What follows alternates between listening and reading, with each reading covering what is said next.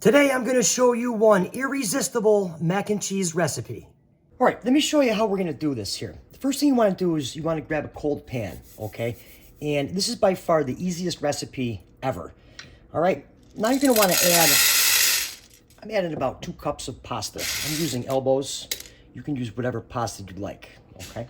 All right, so now that you have your pasta in here, what you want to do is you want to add some chicken stock to the pan here, okay?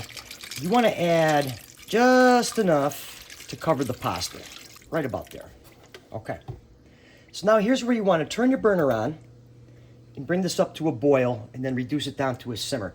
This is going to take about 7, maybe 8 minutes. When it's done, you don't want to drain it because the starch from the pasta is going to help thicken our sauce. Okay, so we've been at a boil here for about 4 minutes, and you can see we're starting to reduce down. Just want to give it a stir, make sure nothing sticks. If your chicken stock or broth is cold, nothing will stick, but mine was room temperature.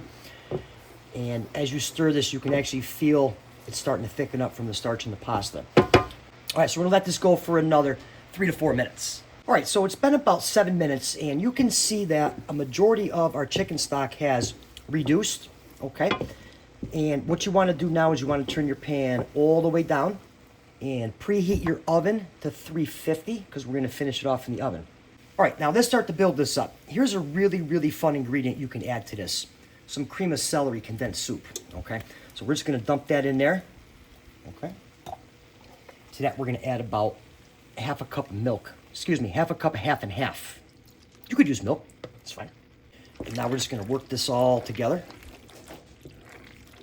Pan's on a low heat, guys, okay? So we're just gonna work this all together, get it all nice and incorporated. And now you wanna add about 2 cups of cheddar cheese. Now we're gonna season with some smoked paprika, some garlic powder, black pepper, and one of my favorite seasonings of all, Kinder's Buttery Steakhouse. You don't have to use this, but this just gives it just a really, really good kick. All right. So now we're just gonna work this in here so our cheese can melt. Take a couple minutes. All right, so now what we're gonna do is, I have a casserole dish here, and what we're gonna do is, we're just gonna take our mac and cheese, and we're just gonna dump it right into our dish here. Now you could actually do this in the cast iron pan in the oven, but I need to use this pan because I'm cooking all day today. All right, so we're just gonna layer that on there like so. Okay, now the fun part. Here's where you can put breadcrumbs on, but breadcrumbs, yeah, they're good, but to me they're boring, they have no flavor. So here I'm gonna get this in the camera here real quick. This is the herb seasoned classic stuffing mix, Pepperidge Farm, in the blue bag, okay? And what you wanna do is, we're just gonna add this right on the top, okay? I'm just kinda get it right on the top there.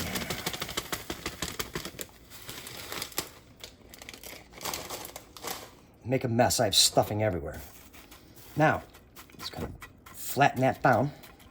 And now I'm just gonna grab some non-stick vegetable spray, and I'm gonna spray our breadcrumbs. You could use melted butter, but I think this comes out so much better. And I'm gonna hook it up here. There we go. It's the holiday season, what's a couple extra calories? Okay, now into your preheated oven, 350 degrees for about 15, 20 minutes. All right, so it's been about 15 minutes. Got that right out of the oven here. Smelling good, nice and bubbly.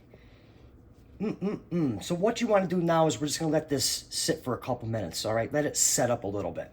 All right, so it's been hanging out for a couple minutes here, and I tell you, listen to that crunch. All right, so it's been hanging out for a couple minutes here. Let's just give this guy a nice big scoop. Oh, the breadcrumbs. Oh, look how cheesy that is. All right, you make this, it'll be a home run at your dinner table.